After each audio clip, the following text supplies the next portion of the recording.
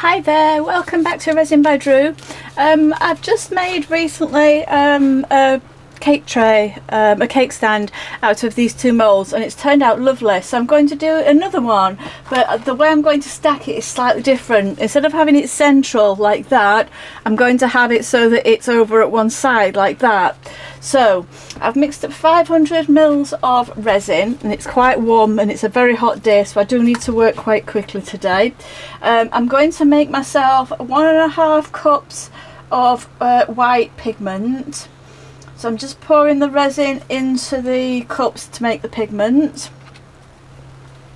I'll move those out of the way and then I'll spread the resin, because once I've got it out of the cup it should slow down the curing process.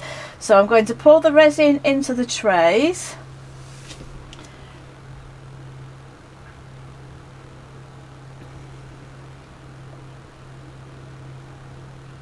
Don't need a huge thick layer at the beginning. I'm using craft resin for this because it's my heat resistant layer, because this will be the top of the coaster, so it's heat resistant and food safe. So I like to use this for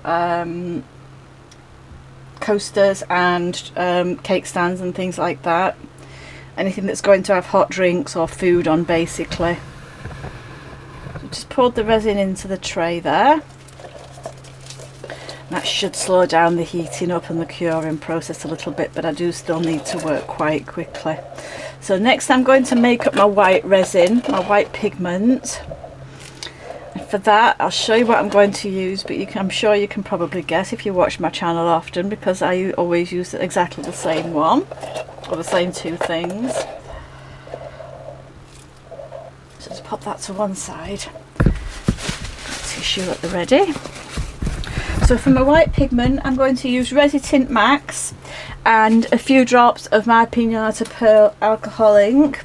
So I'm just going to grab 2 stir sticks, and I don't have to double dip from the resin back into the white pigment. I'm going to give the white pigment a good stir because I've not used it for a day or so. So give it a good stir, mix all the goodness in. And I'm going to scrape it off my stick, and I'm putting that into the largest tub of resin, and then I'm just going to do the same with the next stir stick. Give it a stir, and then I'm going to scrape it up. I'm going to scrape one of the sides off as well this time, because I don't need quite so much. So I'm going to give these a good stir.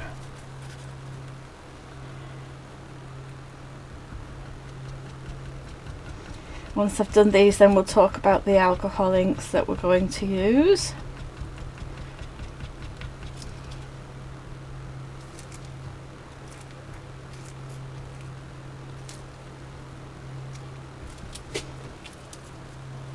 Just stir the other tub.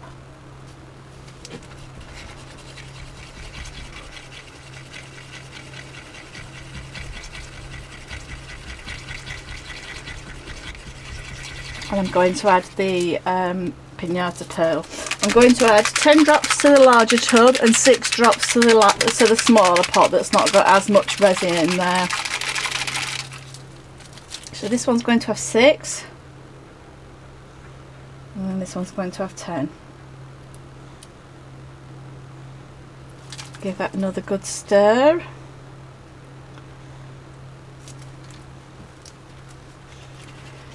As I always say, you don't have to use the Pinata Pearl alcohol ink or the Pinata Blanco alcohol ink that I know a lot of people use.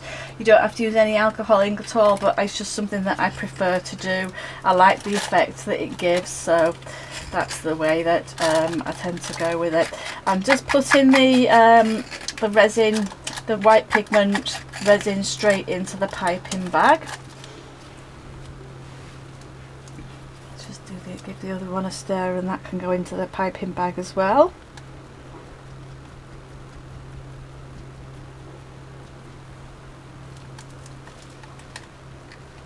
did 2 cups of the white pigment last time I used these 2 moulds, and I just had a little bit too much, so I've just done a slightly less amount this time, so we'll see how we go. Hopefully we'll have enough without having too much waste. I don't like waste, especially when it comes to resin. So I've got my white ready. We're going to be using resin. They're all Resin8 alcohol inks. I'm going to put Vampire in the middle. Then I'm going to put Clementine around the edges of that, which is the orange, and then I'm going to put Lemon around the edges of that. So I'm going to start putting the alcohol inks now.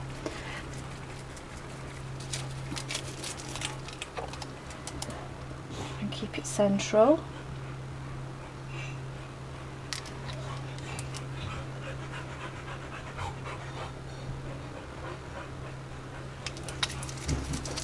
That's the Vampire, and we'll do the Clementine.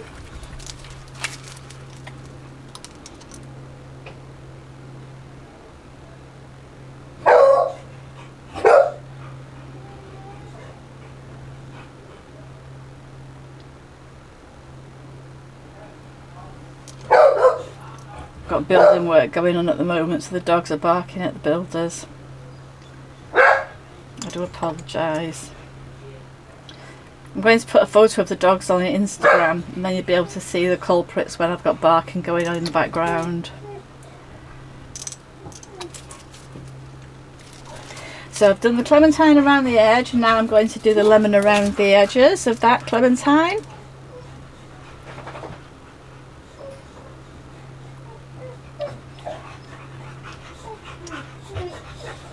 Being quite heavy-handed with the alcohol inks, because I do want quite a nice burst of colour.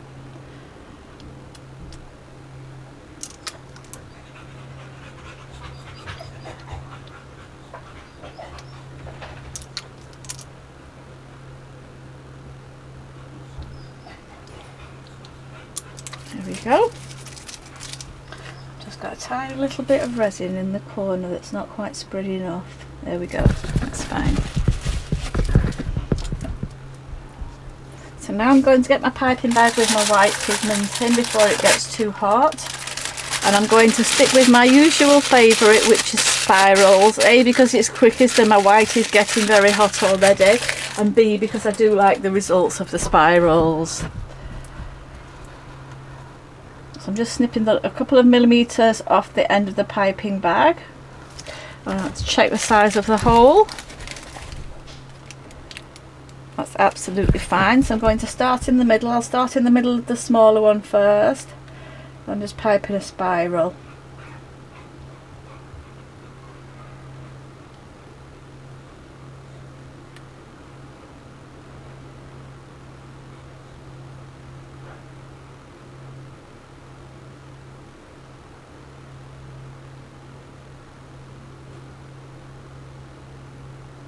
It's very hot, the white. I can feel it through my glove, through the piping bag.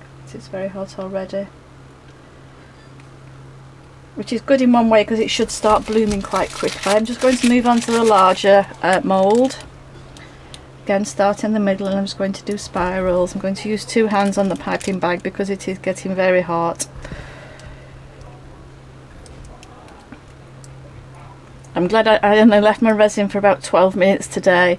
I'm glad I didn't leave it any longer than that, because it would have probably flash cured with the heat today.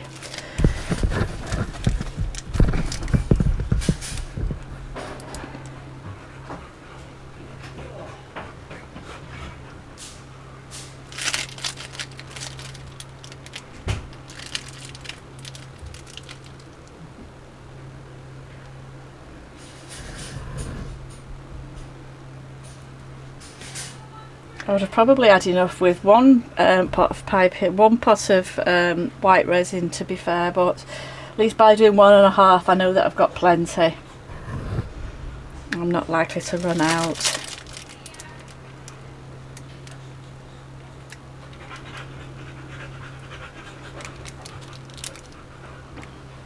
Just getting very hot, almost to the point where it's burning my fingers now.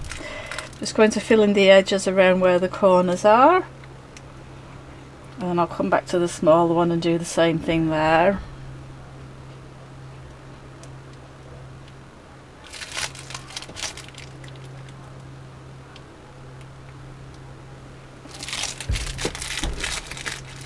starting to bloom already, which is a good sign.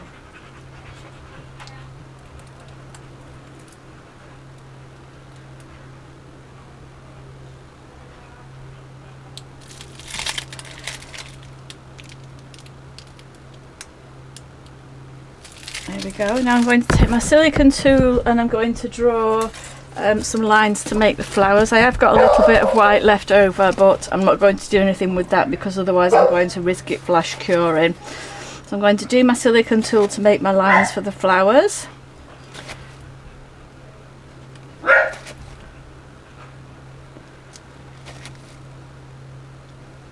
So I've gone from each of the corners. Now I'm going to go from the middle as well.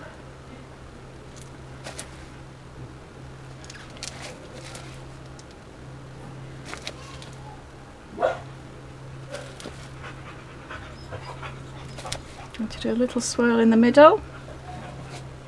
That's one done.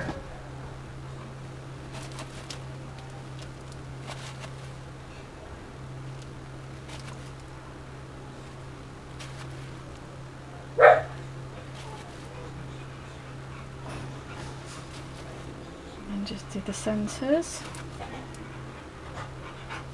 When I say with centres, I mean the lines between where the corners are, so I'm going in between the lines that I've just done. Do a swirl in the middle. And that's it, that's all I'm going to do with them. So I'm going to leave them to cure up now. They'll probably be ready later on today for me to put the backing layer on. I think they'll probably cure up quite quickly. And then I will be back tomorrow to show you the results. So I will say bye for now and I will see you soon. Hi, welcome back. I'm just going to demold this cake stand that I made yesterday. I'll start off by doing the top layer first. I have got a couple of little tiny bits of overspill on them, which I'll just get off with a deburring tool, that's not an issue. I'll demold both the top and the bottom and then I'll turn them over so that we can actually have a look at them. It looks from the back like the bottom one especially is bloomed rather nicely, but let's see. Pop the moulds off to one side. I'll start with the bottom one.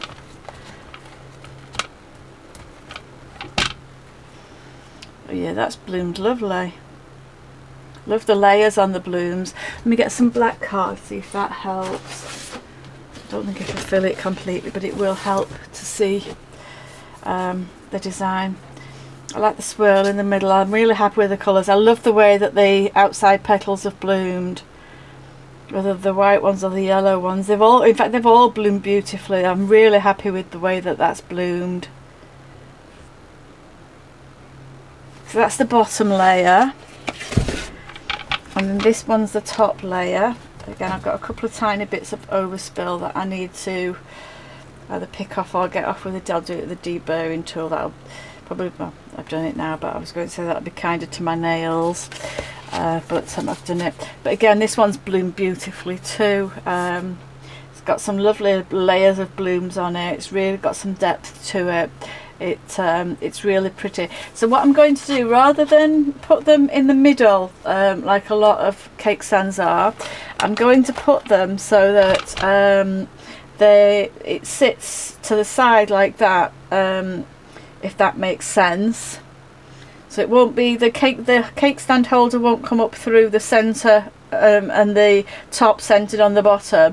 The bottom will be lined up with the top on the at the side. I'm hoping I'm making sense, because I'm not making sense to myself. And then I'll put the holder through there. Yeah, that's it. So I'm really happy with that. I'll leave that for a couple of days before I drill into it and actually put the cake stand holder fixtures in. I always find it's better to leave it a couple of days for it to dry and cure completely. So I'll leave that, and then I'll be back to show you. I'll take some still shots and I'll be back to show you the still shots at the end of the video. So I hope you like that. I hope you like the blooms so far. I will say bye for now, and I'll be back with another experiment soon. See you soon. Bye. Hi, welcome back. Now you know I'm all about the good, the bad and the ugly, and showing you what things go wrong as well as the things that go right. Well, I made a cake stand and I thought I'd be a bit fancy, and instead of putting the stand through the centre, I'd go off and put the stand at the edge. And I don't know if it's because I've put it too close to the edge and I should have gone further over, or if it's the shape of the stand or what, but let me show you what's happened. I need to try and show this, which is a bit difficult. Can you see how it's tilted? I will take some still shots and you'll be able to see much better on the still shots, but can you see how it's, you see it better at that angle? The top tier's tilted down. It's fine where it's obviously stuck upright with the upright piece from the cake stand set, from the pieces, but further along it's just flopped. I mean, I can try and bend it back, but I'll end up snapping the cake stand, the fixtures rather, so that just is not going to work for me. So what I'm going to do is take this apart as a cake stand and either use it as a tray. I could maybe use the bottom tier as a tray and the top part as something else. I don't know, but as I say, I'm all about the good, the bad and the ugly, things that go right, things that go wrong, and I wanted to show you what's happened to this cake stand. So it wouldn't be right of me to put the video up where everything's all hunky-dory and I've made the cake stand and taken some lovely pictures in the beginning of where the cake stand looks so good when I've just first put it together. It's only after it's been sat together for a few days that the top tier started to droop like that, and as I say, I don't know why it is. I don't know if it's because of the placement that I've put the fittings. I don't know if they're too close to the edge, but I just thought I'd be a bit fancy and put them somewhere different instead of in the middle. So I just wanted to show you how not to put a cake stand together basically, but as I say, I'm all about the honesty. I don't want anybody else to make the same mistake, and it would be wrong of me to not show you the mistake that I've made doing this. So I hope you don't mind me coming back and showing you. I think you can just about see from that angle. Let's just move in there. But yeah, that's that. I am as well finding that I'm having a problem with these cake stand uprights. Some of them aren't very strong, and some of them, the threads on them are so shallow that they're not going through the depth of the cake stand. I'm having to countersink down using a countersink bit, and it's not that it's causing problems, because I don't mind doing that, but I would have just expected the cake stand pieces to be made ready to go through cake stands, that's all. And I am disappointed that a lot of the ones that I'm using, in fact all of the ones that I'm using virtually, aren't doing that. I did buy some extra strong ones from Amazon, and that did seem to help, but I would have just expected them all to be the same. It's just that the threads don't go up far enough. In fact, let me take this one apart now and I'll show you, see if I can show you what I mean. So I haven't countersunk that one very much, but if you put the cake stand together on its own without the tray, the cake stand piece in between, the cake stand goes together beautifully and it's nice and firm, nice and steady. But to get that, you need to be only that distance apart. That's to get a nice steady hold, and obviously as we're creating resin, it's wider than that.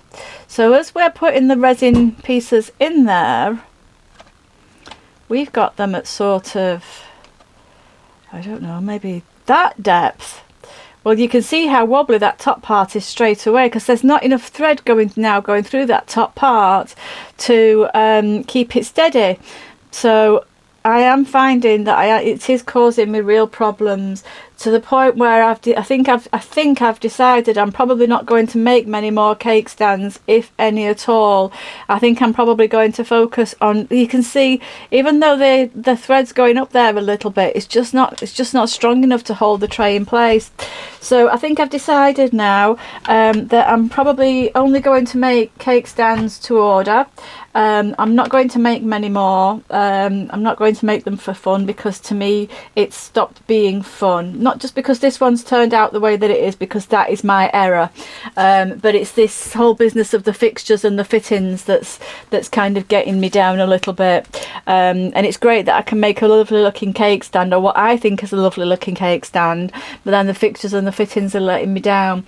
So instead of focusing on cake stands, I think I'm going to turn to trays instead. But as I say, the point of me recording this at the end of this video is to show you what not to do. So I'm going to take some still shots of this, and I'll add them to the end of the video. But as I say, I'm all about the honesty, and that's what's important to me. And I hope at the end of the day that's what's important to you as well, because like I say, I would hate to send someone off on a journey to copy my idea of this cake stand and find that they have the same problem as I've got, and it's just me that's not told you about it, because that would, to me, that would be wrong. So that's that anyway. So I will stop waffling and rambling. I will say bye for now, and I will be back with another experiment soon. See you soon. Bye for now.